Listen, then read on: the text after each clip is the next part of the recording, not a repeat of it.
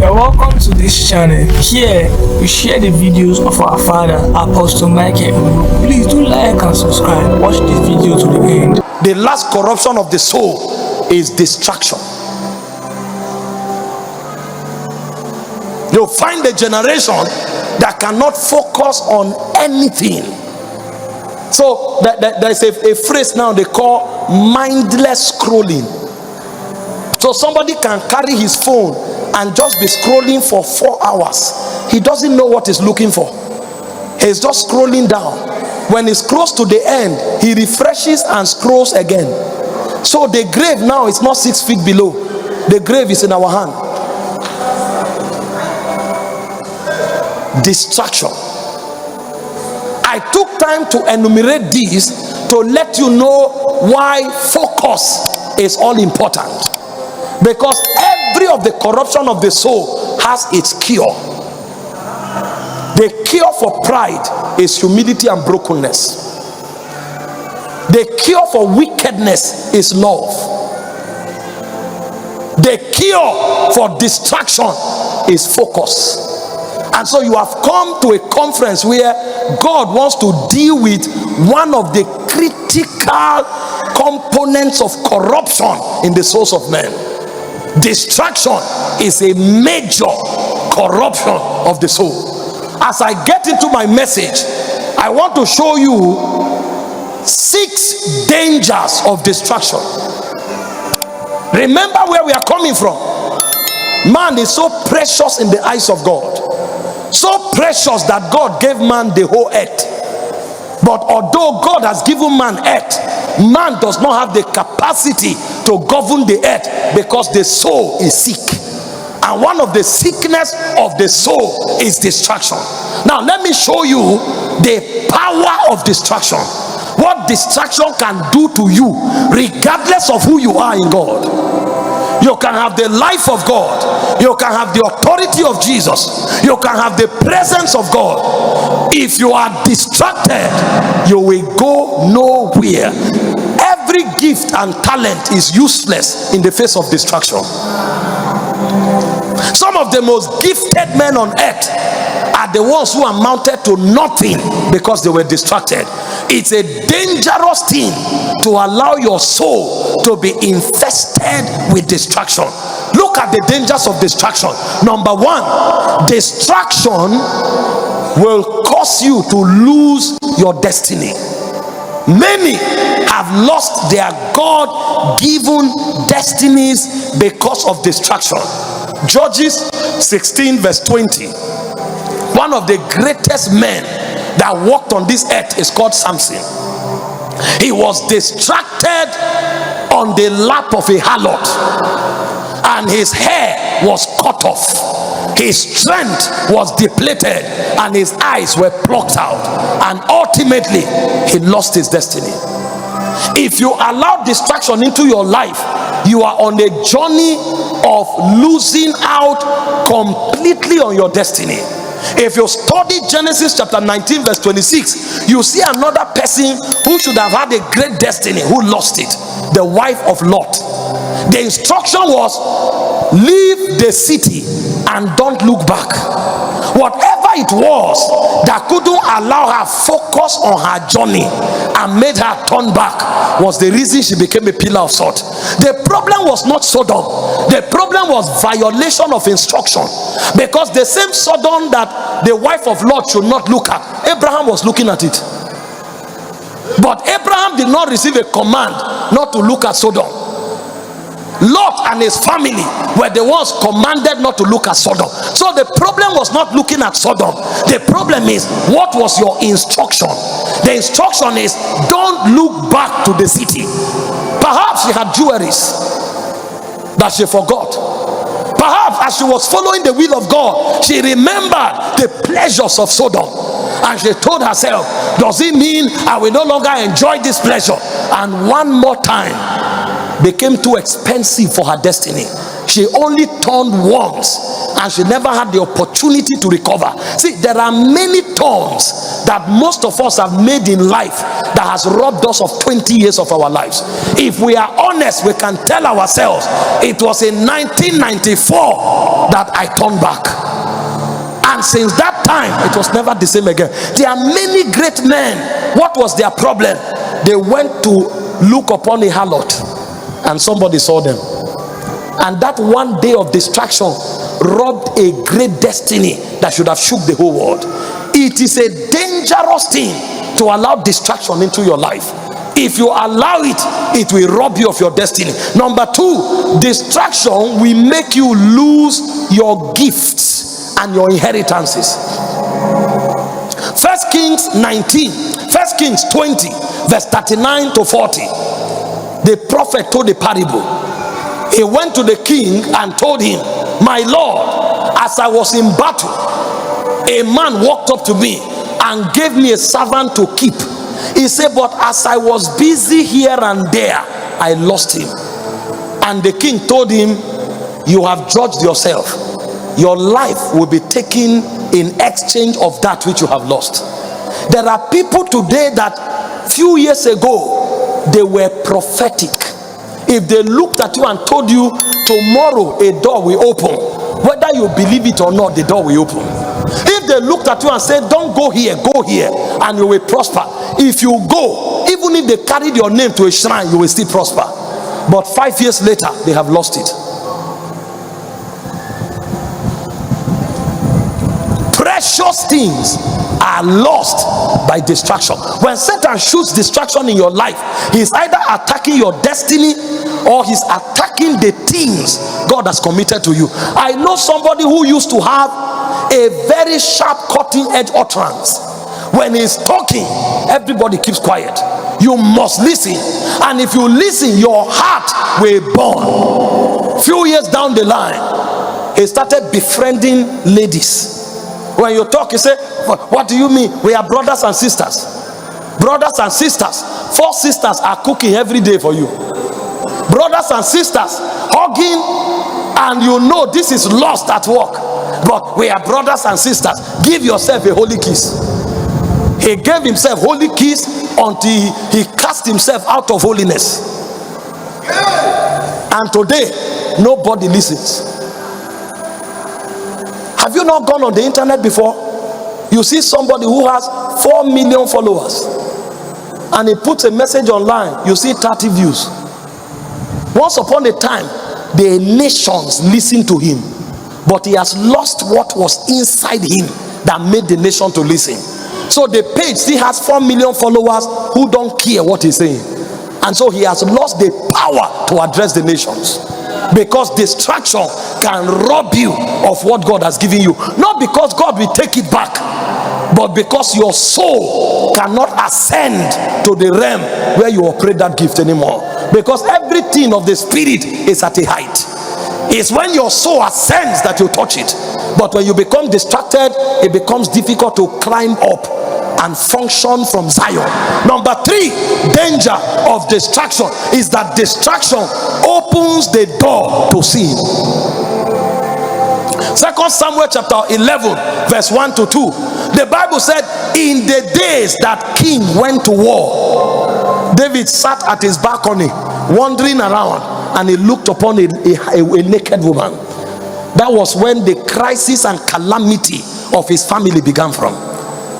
If he had gone to war, if he was not on the balcony looking around, he wouldn't have ended up in immorality. You look at yourself every evening, you say, let's go and sit on that street. That same street where there is a beer parlor. That same street where harlots are moving on the streets. That same street where they are playing every worldly song. That's where you want to take fresh air. A point will come, you will say, let's look at what is even happening inside there. And then you will go to look at, they will carry you out in the coffin.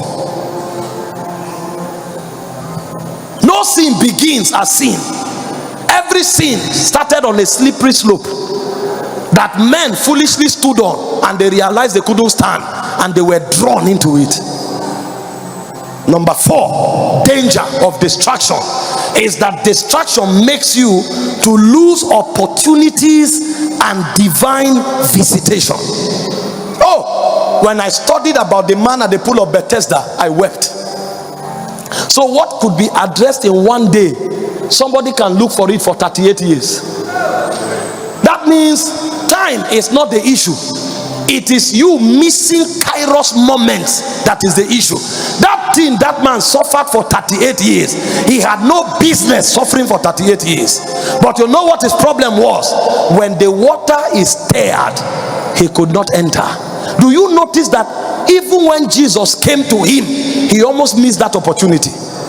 Jesus asked him, son, will thou be made whole? What is the answer? Yes, Lord. He entered stories. He started talking. I have no man. When the water is stirred, there's nobody to carry me. Somebody enters before I enter. And he was talking. Jesus had to shut him up.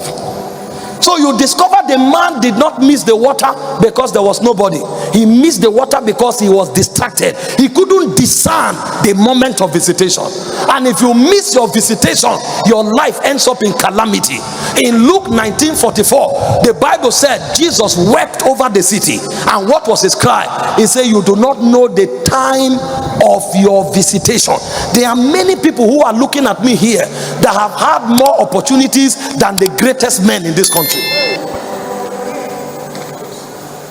Abraham Lincoln said, I will study and wait. He said the opportunity will come. You give yourself to distraction. I know a young man those days in the university, sir. Even when we are writing exam, this guy will play PST money, Pro Evolution Soccer, and then he will come to class and be looking for who to copy from. This was a very intelligent young man. In fact, his father was a senior director somewhere. He would have given him a job with ease. But the guy wasted his opportune moments on top of video game. And then you ask many naive young people, they say, is it a sin? No, it's not a sin. But when you continue, after a while, you will serve your genius, because you will pay for your distraction. You know, the way life works is that we live in cycles. Some of us, our cycles are 3 years, some is 5 years, some is 7 years, some is 10 years. Satan does not come every time. He waits for your Kairos moment. So you can be fasting 40 days fast every 3 months. You are doing it. One year passes, 2 years pass. When you come into the 5th year, that is your year of visitation, then Satan begins to plot traps. Suddenly you go to work, they show you a juicy opportunity and say all you need to do is to add 2 zeros and we will share the money. Suddenly somebody calls you and you check, which number is this? And they say, it's Victor. Have you forgotten me? Where were you 4 years ago? That is where one Linda will call you from nowhere and say, I'm in town. Is this the first time you are coming to town? And then one moment of distraction will waste the 4 years of preparation, and then your life becomes an abomination. A point will come, even you will be tired of living, because life will become a plague. Not because God does not love you, not because God does not care, but because you have lost too many opportunities. And so a point comes, even you give up on life. Ask those you see making impact. They will tell you they were not the best. If they are honest, they will always tell you a friend that was more gifted. They will always tell you a friend that was more anointed. They will always tell you a colleague that was more intelligent.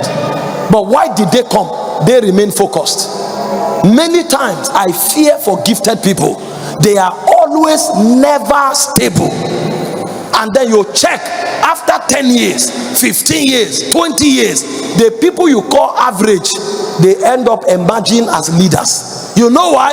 They know that they don't have too much advantage, so they maximize their life. The ones who think, come on, they know everything, they waste their lives, and life becomes a redo. They sit down, they see the people they taught, they see the people they imparted, they see the people they raised. All of a sudden they are in front and they are wondering, how did I end here? One of the reasons is that you lost opportunities.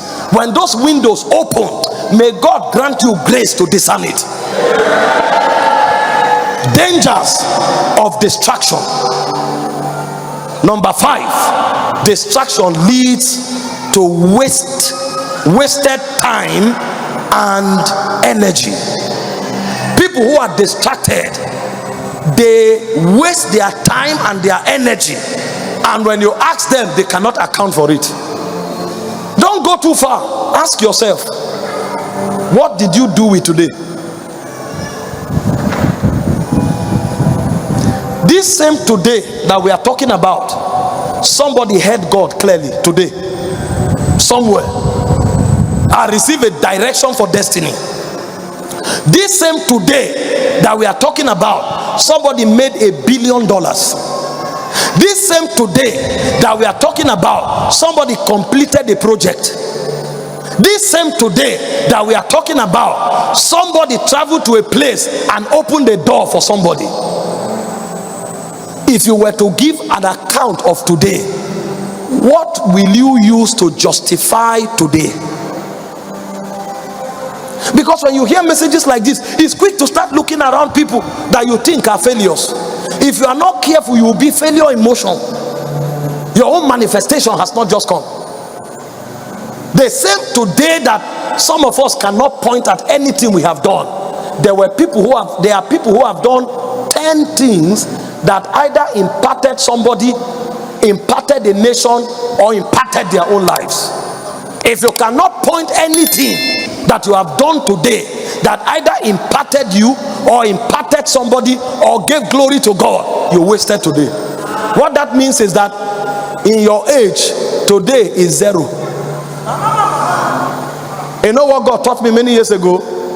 He told me, people wake up and say, I'm 40.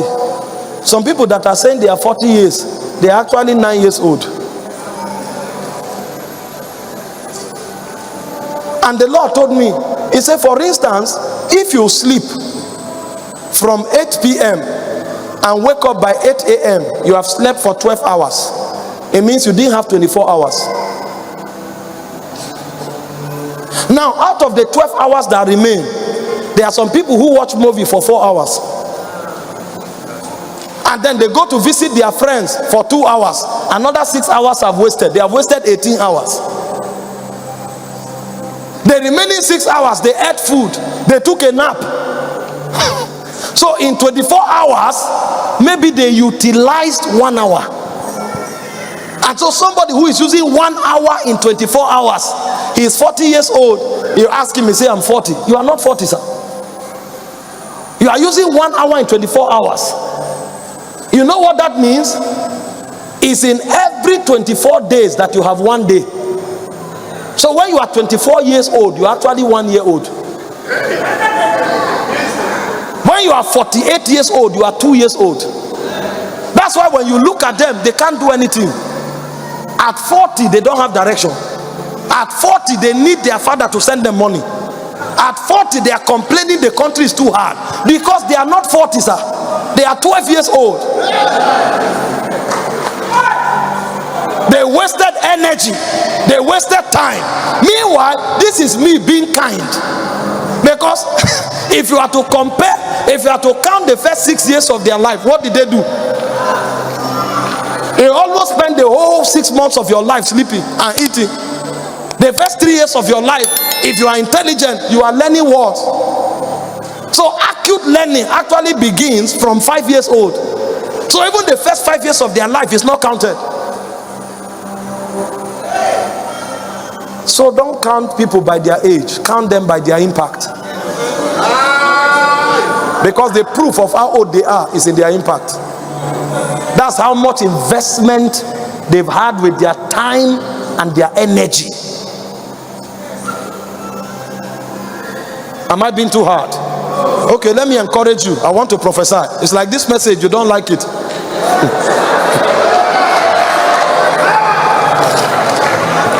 You see a young lady, she's praying. I'm 35. God, why? God, why? Why am I not married? Madam, you are counting the wrong age. You are not 35. You are 9 years old. Because this lady who is angry with God that she's 35, there's no husband, she can't cook. This 35-year lady does not know respect. If you ask her who is a wife, she has no idea. All she has that she's arguing on the altar of prayer is age, 35. And they are checking. Madam, you are thinking like 9. So if God gives you a husband now, the husband will have to train you for another 10 years. So the first 10 years of the family, the man is carrying load on his head because he's raising a 9-year-old in a big body. And there are some men who are 40. All they have is a big chest from a gym. They cannot make any positive contribution to destiny. They are not responsible. They cannot even provide 1 meal a day. No value to show. And then when you meet them, they say, this country is not easy. Imagine, I'm 40 years old. See my life. Who told you you are 40? You are 8 years old, sir. Thank you for watching and staying with us to the end. We believe today's message through Apostle Michael Orokpo has stirred your spirit, strengthened your faith, and drawn you closer to God. This is more than a channel. It is a place of revival, revelation, and transformation through the power of God's word. If this message blessed you, don't keep it to yourself. Like this video, share it with someone who needs encouragement, and subscribe to this growing family of hungry believers.